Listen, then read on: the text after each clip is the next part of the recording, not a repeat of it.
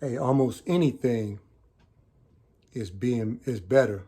Almost anything is better than being lied on. It takes a selfish, low down, dirty snake of a person to lie on you. Now, a lie means that they usually said something to promote something that they're doing.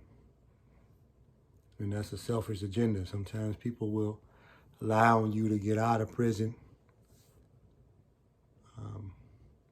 Sometimes they'll lie on you because you don't want a relationship with them, possibly anymore. People will lie on you if they're busted by their parents or your parents.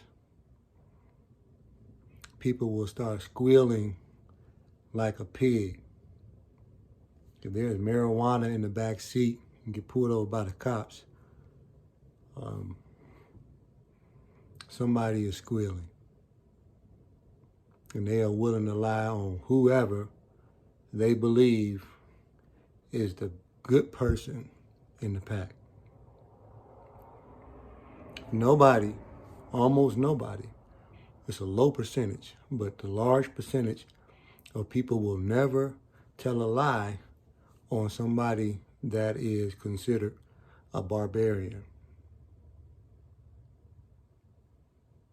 So it's a lot of things better than being a liar.